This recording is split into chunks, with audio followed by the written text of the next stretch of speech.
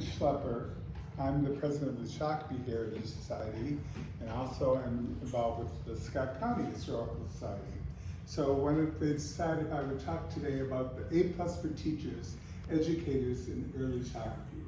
And we always try to pick out things that are interesting, but there's so many of them.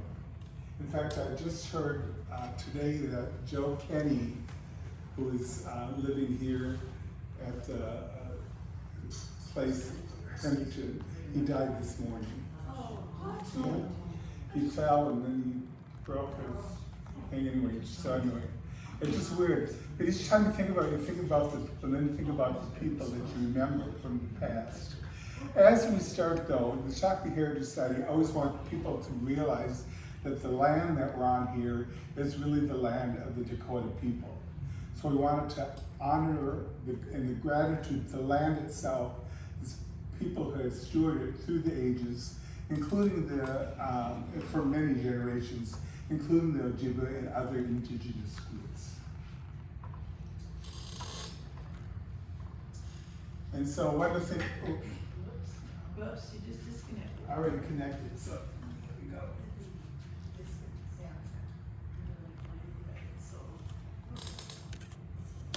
Pops back up here. There we go. Okay. You know, if you ask most people, I always ask, who is your favorite teacher? Do you remember a certain person that you just remember?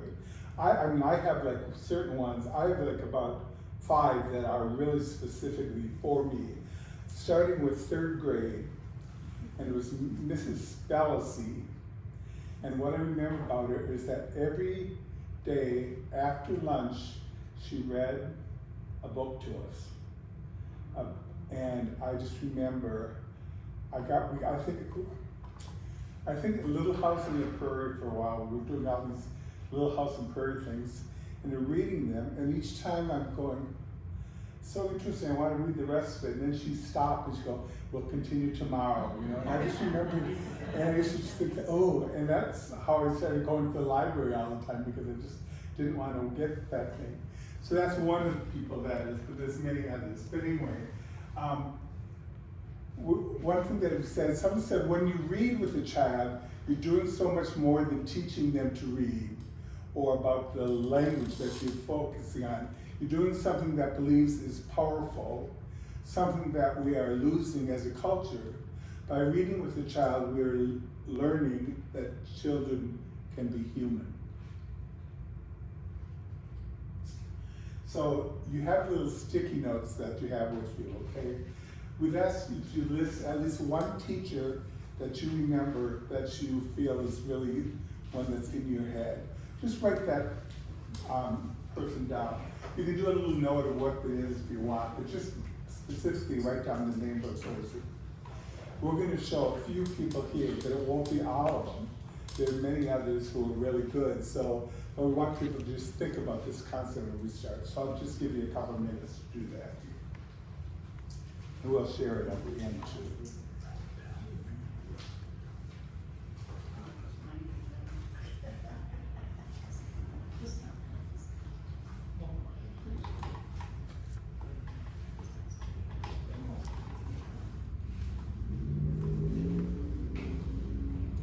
Can't spell it, but that's okay too. But I think teachers, you should teach us how to write it right, and you have to practice, so you shouldn't remember that. All right.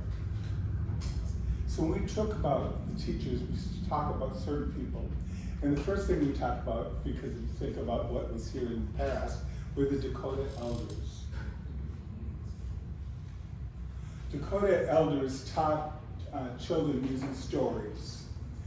Here's a picture from 1951. This is having an elder teaching about the history.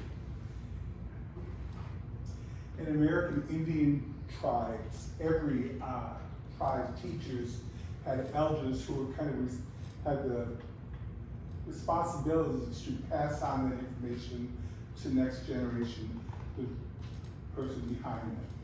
That was so much part of the Indian society.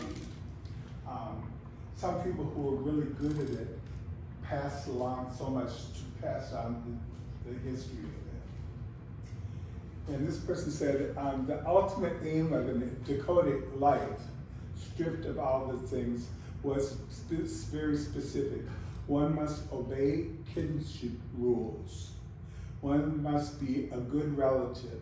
To be a good Dakota, there has to be humanity, civilization. And to be civilization is to keep the rules imposed by this kinship that's passed along with things like manners, sense of responsibility to every individual we deal with. And I just was looking through and I found this picture. It says, St. Paul says, let us put our mind together and see what life we can make for our children. And so I was just reading some things recently, and I read, the new magazine that's here. They're in the front, and they're free. They're also at the thing. And this is Elder Gail Campbell. 94 years old, okay? And there's the magazine is actually really a good place. They have great information. It's free. You can get it at Hokatata Tea and also the Scott County Historical Society. And of course, in those magazines, they have several where they specifically talk about the elders. And she said, when they interviewed her, she said, my grandmothers raised me after my mother passed away when I was 2 years old. Their names were Elizabeth and Harry Lawrence, and they were the best. To me, they were my parents. She said, Grandpa was the most gentle person, always humorous and laughing. Grandma was very strict, teaching me lessons on what to do and what not to do. She read her Bible every day. And just the way that people then has been passed that's passed on, passed on, passed on. Now she's 94 years old, she still remembers that. She says she remembers her grandparents took care of her. They always had the best product from her garden. They had wild strawberries, raspberries from the wood. In those days, all the food was organic, which is really a difference than what it is today. She said, I still feel bad for the youngsters nowadays who have to cope with so many temptations and having to look for a healthy lifestyle. And she also said, and this is a thing that's passed along, and I think about my grandparents and what they said. And here they said, listen to your elders, not your phone, not the media. Boy, what a thing to remember on going up today. She says, communicate with conversations, not just through text. We need more real communication these days.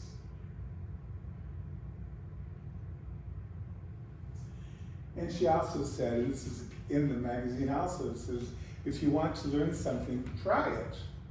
Anything that you set your mind to, you can do it. Don't give up. And then we continue with the people of the past and then moving forward. We talk about Reverend Samuel Pons. He was born in 1808 and died in 1891. If you look on Lewis Street and First Avenue, there's a statue of him now in downtown Shakopee, okay?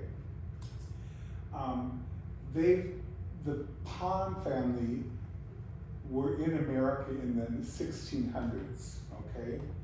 And then eight generations came Samuel Pond, who was born in 1808.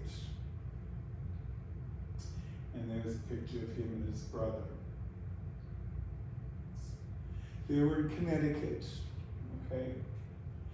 He was worked as an apprentice, but he didn't really like this, but he liked farming.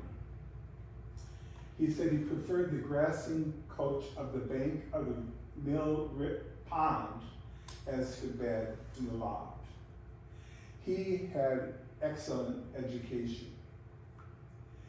He said from an early age, he was a reader. he really, because of that, has so much interest in books, historical, biographical novels, poetic things. He loved reading things like that. And so eventually, he was in Bloomington. He moved to the Shakopee area, which was Tinta Otonwa at that time, okay?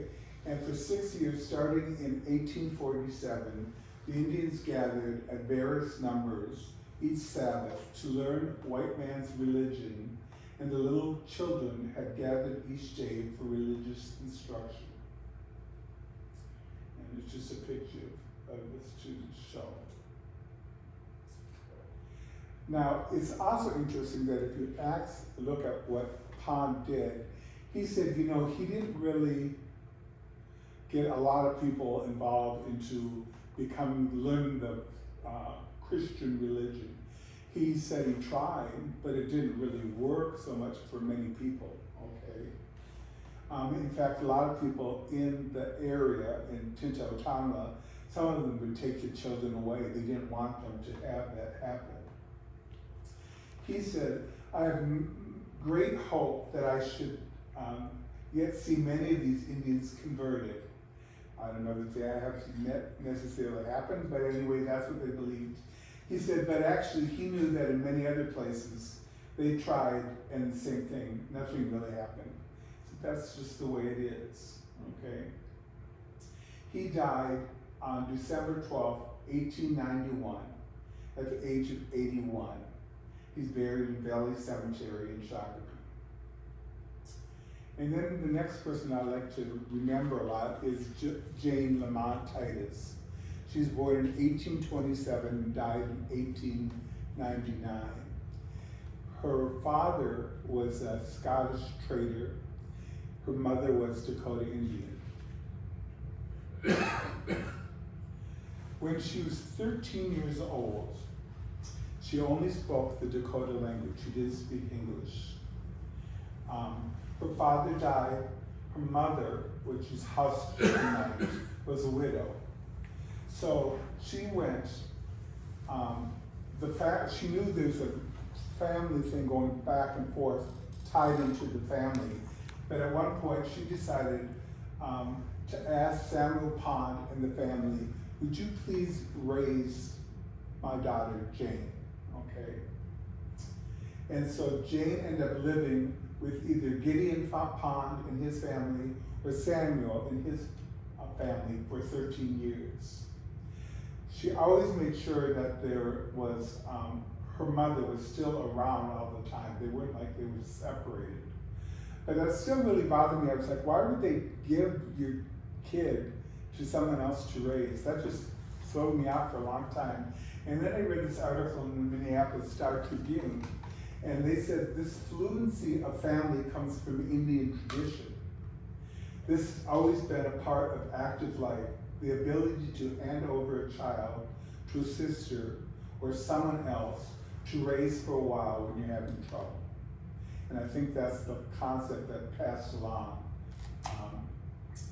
And so we do know that she ended up being with Ponds for a long time, and while she was there, she ended up learning English, but she also could still speak Dakota, and she became the first teacher in Tinta Otonwa, which became Prairieville, which is basically Tinta Otonwa switched into English, okay? So there's a letter actually that Cordelia, the wife of Samuel, said, we have a teacher for our Indian school this winter of our own training. She does very well, I believe. She came to live with us about 7 years ago and has lived either in my family or my brother's most of the time since. She gave good evidence of piety. I always love that word, but anyway, it's just an interesting thing to say. But we do know that she did. And so she's really an early teacher in what later became Shakopee. Eventually, Jane Lamont married Moses Starr Titus, who was the nephew of the Pond family. They lived in Prairieville, They had 4 children. They were involved with the Presbyterian Church in Shakopee. Moses ended up dying, died in 1878. If you go to Valley Cemetery, there's this tall statue, Moses Star Titus. And then in 1899, Jane died. And I'm looking around, where's this? There's nothing there. There's this big thing for Moses, you know? And there's like, finally you look around, all of a sudden you move the thing around, there it is down on the ground. This is a little small thing that says Jane Titus. And it's kind of interesting that she gets this little thing while her husband gets this big old, you know, thing. It's kind of interesting. It's also interesting because there is a story, as I've talked to you before about, but in 1857, here in Shakopee, they forced the Dakota to go. They forced them out. And a lot of them were still there, but most of them left. And so they had all this land, which is basically Memorial Park, the landing area. There's about 500 acres that was there. So they said, okay, now who gets that land? And they're, you know, talking about it. And they ended up having a place in downtown Shakopee, and the people would go into the place and say, I want the land. So the first person who goes is Moses, her husband, goes in and says, I should get the land because, you know, I have a house there already, so I should get the land, okay? Then he leaves, okay? Then, who came? The newspaper owner came in and said, I should get the land because, you know, I run the newspaper. It was such a stupid thing to say. But he says that, and then he goes out and he goes across the street. There's a store there. He went in, okay? The next person that came in was, give me a hand, who's the other person who's there? The one that we say is the father of Shakopee. Holmes, yeah, Thomas Holmes. He goes in and says, I should get the land. I'm like, what? He's like, yes, because, you know, I founded Shakopee. It was me, even though there were 600 Dakota Indians already living there. But they forget that part, right? And they just said, well, I should get it, right? So he said that, he left, went across the street, again on Home Street and First Avenue, went inside, and the 2 of them are there. They got into a fight. They said one was like pulling the hair, one was punching them. They were falling down on the ground, and it was like not even regular, it was like a dirt, you know, back and forth. Finally, the person in the store said, get out. They got out, they were out in the middle of the street in Shakopee, First Avenue, okay? And there's all around all these people from Shakopee watching, okay? And if someone's punching, and if it's one group, then they'll cheer one thing, then they cheer the other, they go back and forth and back and forth. It really was a big battle that was happening right there in the middle of the street. And only one person didn't do a thing, and that was Jane Titus. And she just sat and watched, you know, as they back and forth, back and forth. And finally, Jane Titus went into the building, and she had a script because she was part Dakota Indian. She has a script. She gave that, and she got the land. So when we look at the picture of Shakopee, here's Shakopee. There's another part that says Titus Edition, and that's that area. It was because of Jane Titus, not Moses. People think it's the Moses, but it wasn't. It's the woman. In 1857, she actually got the land. So that's why she's interesting to remember. And she again is buried in Valley Cemetery too. And this is a picture of the first 3 of their 4 kids that they have there.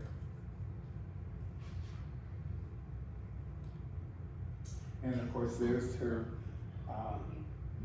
tombstone at Valley Cemetery. And every time, in fact, tomorrow we're doing our cleaning. We do every 2 weeks for the last 5 years. We've been cleaning Valley Cemetery. And we're doing it tomorrow, and this is one that I have to get in, because I know it's already covered up again, so I gotta tear it so you can at least see the thing. Okay. Another one, when people started saying, well, who are people that people remember? One was Margaret McFarlane. Okay, you remember, we just talked about her earlier, okay? And when you look at the yearbooks, they usually have a dedication at the very front. And this one specifically said, because she had such good guidance to people as she was teaching English for the most part. Donna Lane, one of the persons from the Shakopee Heritage Society, said, Mrs. McFarlane was a favorite teacher. She was always pleasant, never lost her temper, and was always fair to all her students. You know, I taught for 25 years. I taught deaf students at Gallaudet University in Washington, D.C. I was not always very pleasant. There's some days where I was just like, oh. But anyway, apparently this is what Donna said. She said she protected us and concerned about them that if they're making bad choices. She always tried to encourage us to go on to college. And then she is again. And she said specifically she remembered she was a junior. Her grandmother was dying. My mother had spent a lot of time with her. I had a 3-year-old brother, so about 3 weeks I missed school to watch over him while Mom was with Grandpa. When I got back to school after my death, or her death, I should say, I tried, but I couldn't make up all the work I missed. So she felt really bad about that. And she said some teachers would give them a bad grade, but Mrs. McFarlane said, you know what you would do if you could, okay? I gave you the A I always felt you earned. And she remembered that, she put that in the report card. So she remembers her ever since, okay? And she says, that is what I call a remarkable, caring teacher. Another one that we often think about is Mrs. Sweeney, okay? You know, there's a Sweeney Elementary School here in Shakopee, right? Okay, Grace Elizabeth Lehman, I should say, Sweeney. She was born in West St. Paul.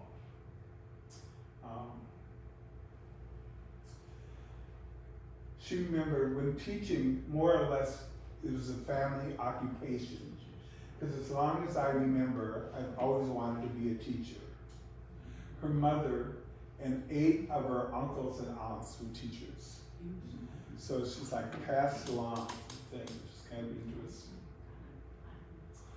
Starting from 1927 until 1931, she taught biology and Latin in Shakopee's high school. That's such an interesting combo to me. Okay. Then her father, her husband, sorry my stroke sometimes picks the wrong thing, but her husband Edward, he died, and then she went back to school and she became a teacher at the high school. In 1950, she became a principal. She continued until 1961. Then she worked part-time as an English and a Latin teacher. She retired after 33 years. And again, you look at, in the newsletter, yearbooks, they have pictures of her where she's teaching Spanish and Latin. They said she was very knowledgeable, but she was also a disciplinarian, okay? One time she caught a student making sailing paper airplanes during class. For her punishment, she made him make and sail out the window 100 paper airplanes and then go down and pick them up. I was like, what did they do for different things like that? Okay. They said, while they were about midway through that project, the superintendent came up to the classroom with most of the airplanes. He had spent several hours picking them up, wondering what was going on. So that's why people remember things like that. Okay. And here's a picture, and it says, late again. She's getting in trouble for that too. Okay. There she's teaching a world affairs class. And of course, then eventually, her and her husband were honored having the new elementary school named after them. The first time I think that they ever had a woman on a building in Shakopee. Here it is now. Sweeney School, Shakopee. She died in 1987. She was 92 years old. She's buried at the Catholic Cemetery in Shakopee. Another one that people often remember is Dale Vaughan from 1932 until 1999, 93 I should say. He was a history teacher. Did any of you remember having him in your classroom? Yeah, I did. I remember myself too having him. Okay. He was a mail carrier. He is a father of 8 children and a football coach for 25 years. He also had a weekly class for mothers of players to show them games. People remember that kind of thing, yeah. They said he liked the gift of gab, okay? They said there are a number of thrills in baseball, football, and isn't about what you think about. It seems a bum comes in as a sophomore, plays football, and go out of here as a young, strong citizen. And that's, I guess, what they wanted to have happen. He died in 1993. It was 6 days before he was going to be retired after 30 years. And of course, there's now a field in Shakopee named the Vaughan Fields, which is named after him. I used to go so pissed off about this one. This was when they did the fields and got it ready. They put this small little sign at the entrance of the thing. And it says he coached football for 25 years, did football stuff here, 130 victories, later became the athletic directors, and then at the end, and he also was a social studies teacher. And that used to piss me off every time, because I'm like, excuse me, why do you put that as like this side thing at the very end? It really made me mad because I'm like, excuse me, most people weren't in football, but they sure learned so much in his classes, and that's really the thing that really made people mad. His son, Bob, said he loved young people and did so much for them. He would have been filled with pride to see what it still lived on. Another one that we often think about a lot is Esther Weinzierl. She was born in New Marystown, okay? She was the 8th of 11 children. She graduated 8th grade from St. Mary's School in Marystown. Then she was taught at nuns at the Good Counsel Academy in Mankato. She got a teaching degree, and later she got a master's degree. She taught for 35 years. She taught in Mankato, Bloomington, St. Mark's Catholic School in Shakopee. She loved children and wanted to make a difference in their lives. Jessica Schmidt said, I'm saddened by the loss of my favorite teacher. She was a woman. I remember she was kind and encouraging words to this day, even though it has been many years. And Otto Lager said, Mrs. Weinzierl's passion for teaching and caring for the individual child amplified what we could have done and want to be as a teacher. her classroom antics, undies in her dress, in her desk, I should say, made us smile from ear to ear. And there was lots of high expectations. And she was a very powerful teacher, even though, especially as a fourth grader, to follow and deeply respect. And my my brother, Joe Schleper, Jr., he said my teaching experience in the classroom over 40 years ago, this was in 1980s, was amazing. She was kind-hearted, okay, teaching children like they were her own children. Without raising her voice, she had total command of the classroom. She used humor every single day, and that made it really a great environment for people. My brother also said, he said, she welcomed me into the classroom with open arms. I learned so much by just observing and interacting with him. It was a joy to be in his classroom every single day. She was humble, gracious, and made me feel 100% supported. He said really it was he said it was how she do, and taught him, my brother, who became a teacher for 37 years.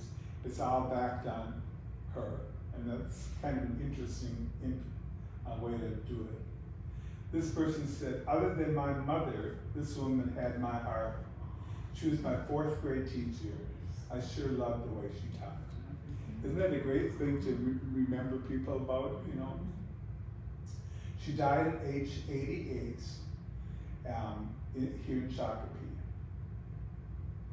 Another one that we often think about a lot is Carl Olson.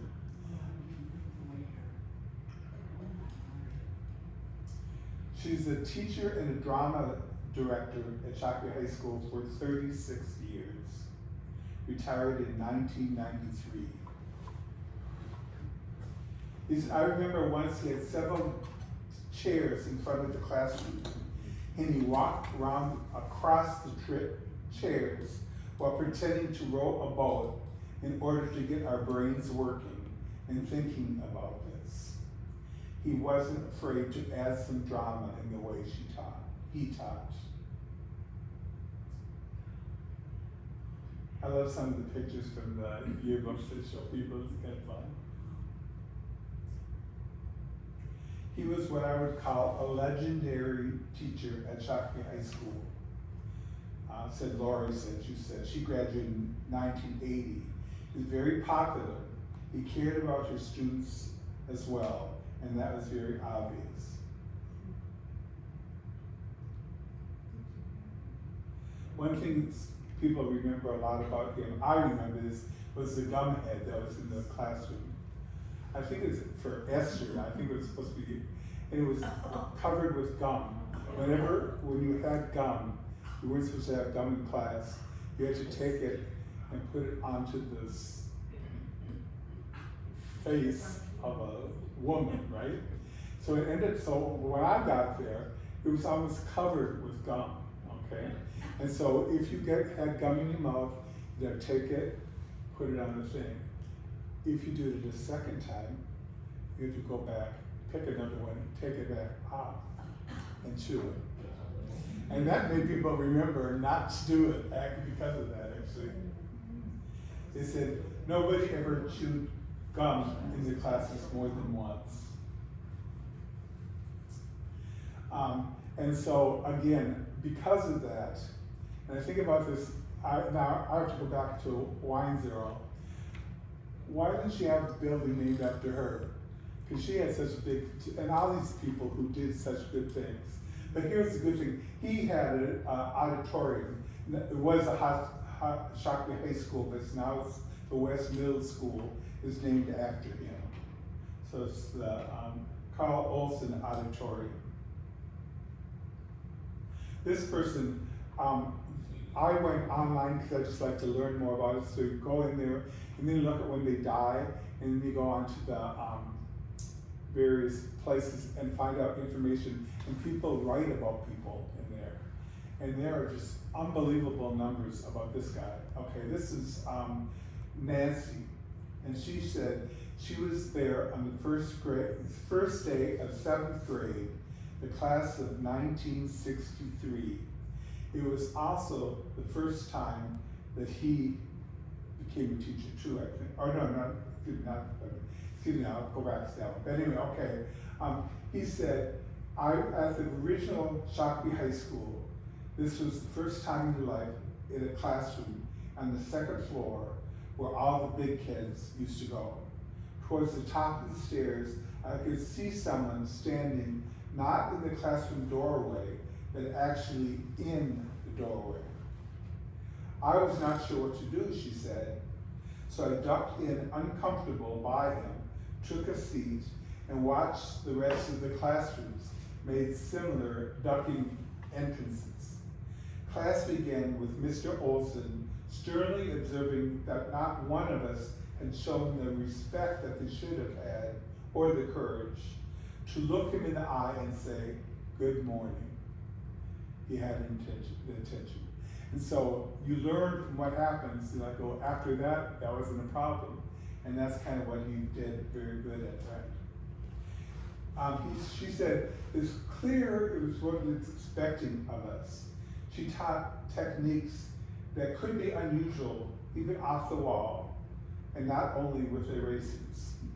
In 7th grade, he told me that if I continued to write in very small letters, I will end up being a truck driver.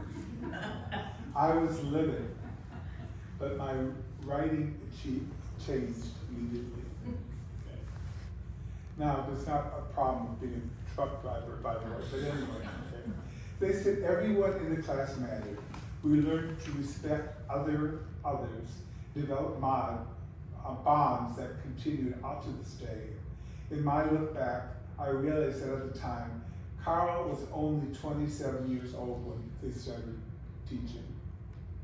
He was just a kid, and yet he had the power to connect, inspire, and change people's Take a lives. bunch of kids to Chanhassen Dinner Theater. Yes. The theater, and then we got to go, and we weren't taking care of the kids at all. Yeah. We were just going to the bad seats over there. But they learned how to sit and listen. Yeah. And it was a really good. There's really, I just remember too, even as a class, you really were kind of scared when you got in there. And he was I mean, a big guy, and he's like in control. But boy, you sure learned so much about that. This person said, she's the class of 1966. He was the biggest adult influence in my life outside of my mom and dad. He told us I had talent as a writer and made me confident. He challenged me hard and helped me learn to think. He told me I could do anything I wanted to be. It didn't matter if I was a girl. He was tough and sometimes almost mean in his critiques, okay? But he pushed me. He taught me how to be present, to speak in front of groups. The big burly guy in front of a classroom yelling a good deal of times, and then he reads something, and it was like an elegant as a poet. Another person people remember is my dad, okay? Died in 1998.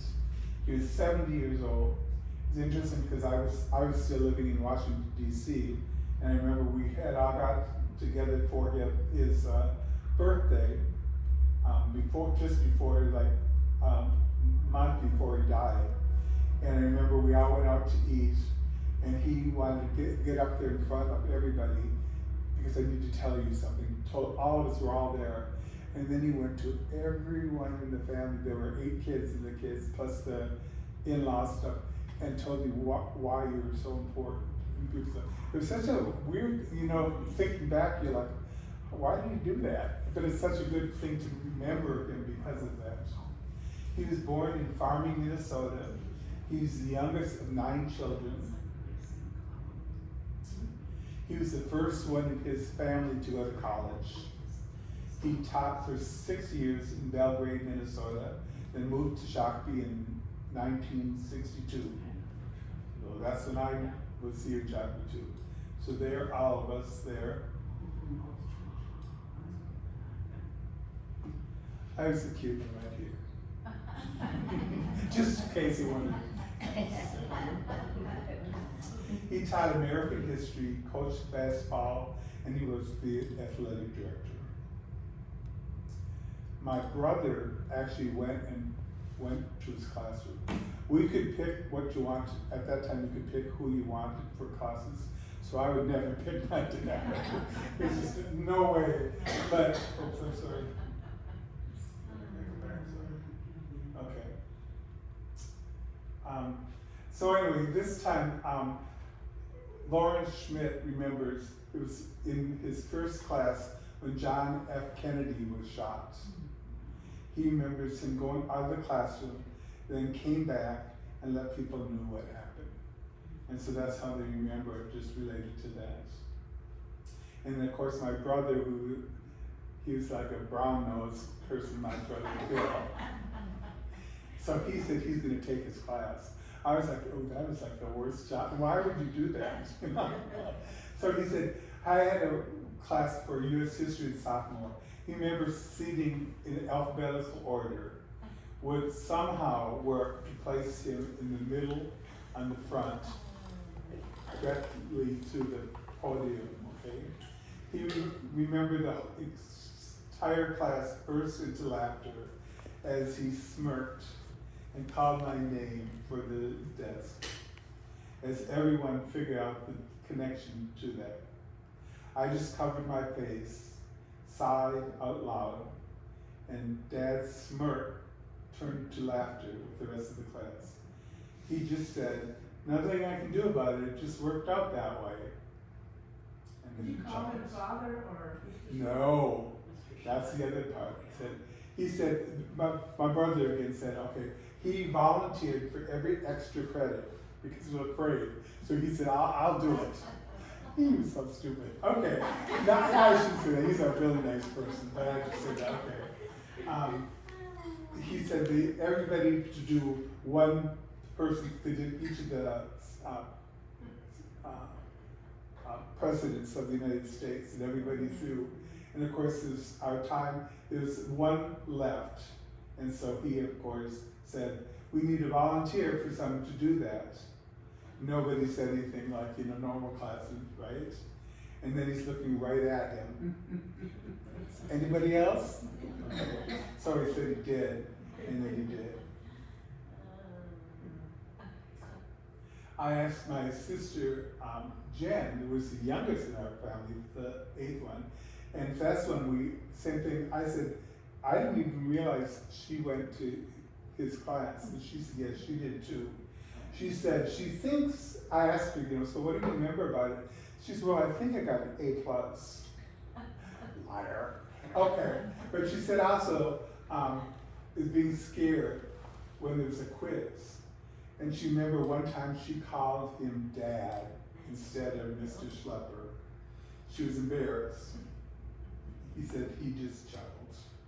And of course, he was a baseball coach. This is downtown in the Riverside Park here. And of course, there's a stadium named after him, the Joe Schleper Stadium at Topwell Park.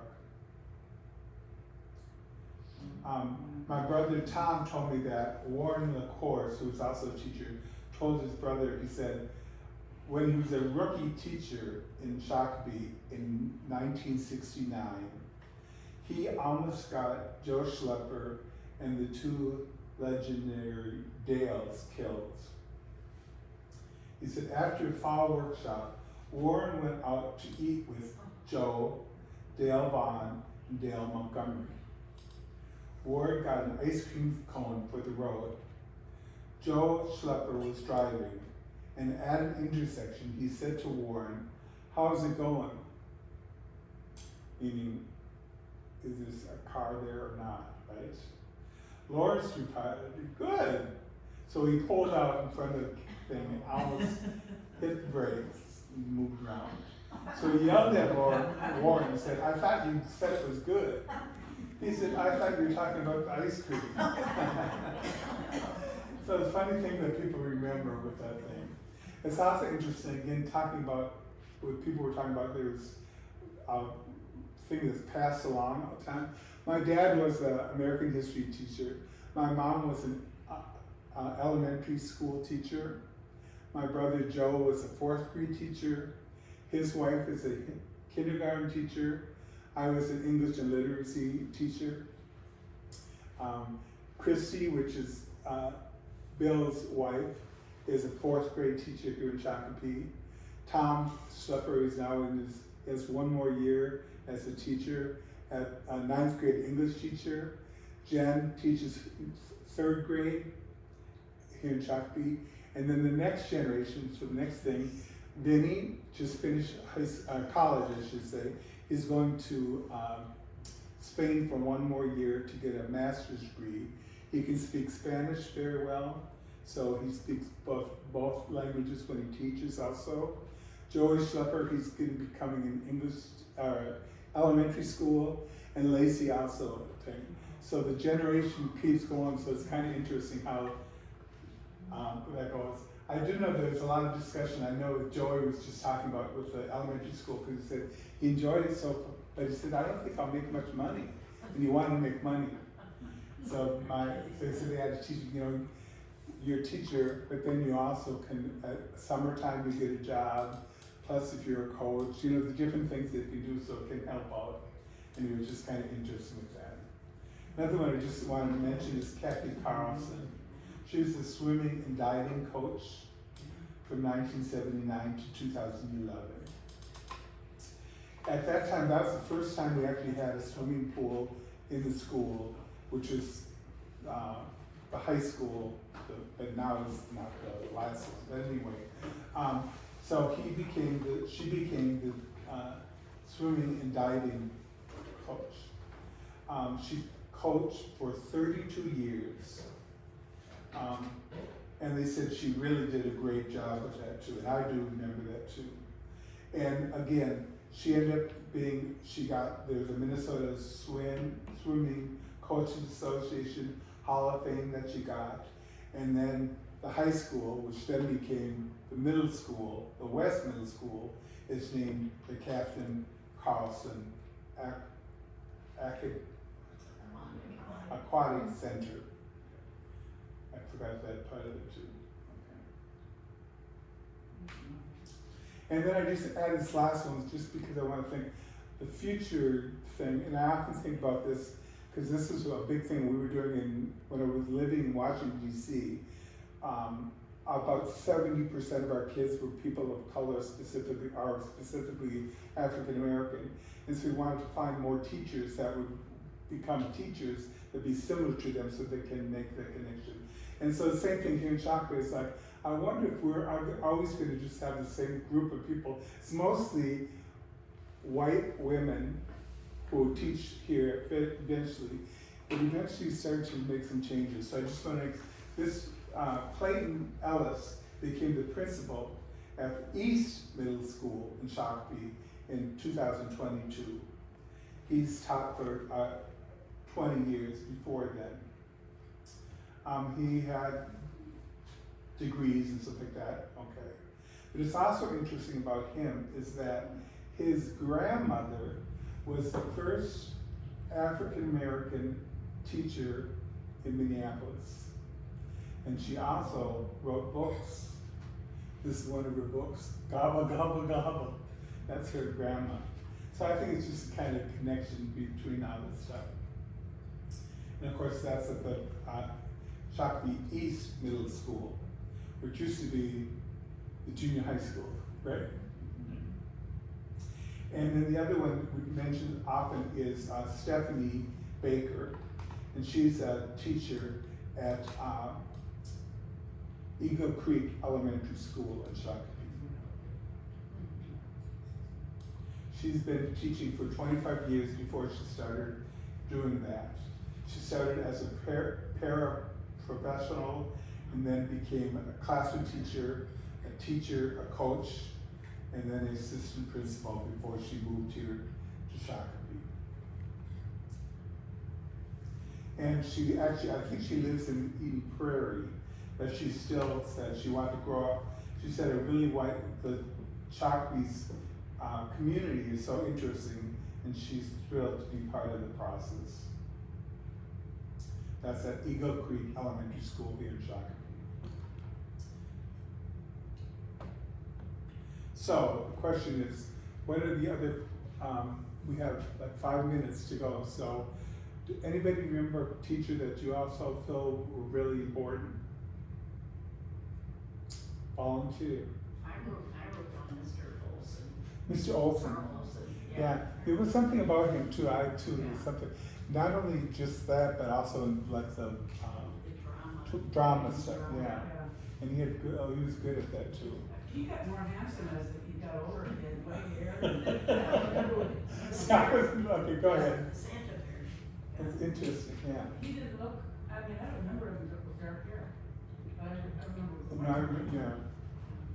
yeah. I just remember the same thing, that there was something, he was just good at like forcing you to push just a little bit beyond what you wanted to He do. had a commanding presence. Yeah, You know?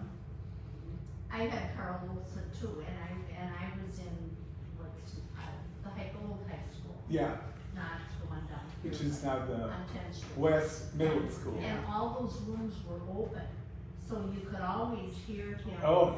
His voice booming, but one memory I have of him, he was, directing the Music Man, and my brother was in elementary school and played trombone.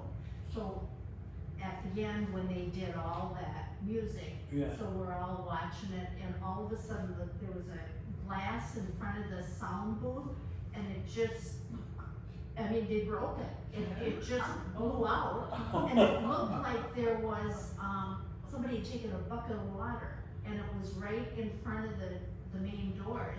So then, the kids all went out, and they had people standing there, so people had to go, but that was, and I remember him sticking his head out, looking like. Trying to figure out what was going What on. happened?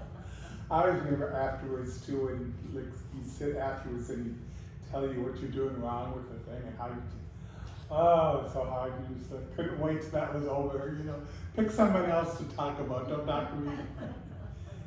Anybody else you remember, other people? You don't have to be from Shakopee, by the way. Well, that's. We had a yeah. teacher, his name was Jerry Langsworth, and, we had, our school was very crowded, so they had, what shall we say, an auxiliary place. It was an old historical building, it's still there, it was the American Hotel years ago, then it became the hatchery. So you had your class in the hatchery, so you run up, rain, sleet or snow, you run 5 blocks up to the hatchery, and there was he and the ag teacher, Ella Brockway, had the hatchery there. And I remember we were there when JFK was assassinated. And you remember Also, this, yeah. the whole day, I can still see Mr. Langford, slumped over the podium, and we were all just listening to the radio. Yeah. But he also was great. We had the best homecoming floats. Oh. Because he taught us how to use chicken wire netting Oh. and Kleenex. Kleenex, yeah. Push through, and we had the best homecoming Oh, floats you can it was imagine. really fun for the kids to just do that. Yeah, and he was the theater, director. We were never that good with the floats, but it was a lot of fun doing it, Yeah. so. Okay. Now, just to let you know, coming up here, at the Scott County Historical Society, we, again, from 5:30 to 6:30, starting October 15th, 14th, I should say, we'll have a presentation here talking about weird and wonderful at early Shakopee. And then December 9th, again, same time, will be about the fires in early Shakopee. So you're welcome to attend that or let other people know about that also. Okay? Oh, so, thank you very much, everybody.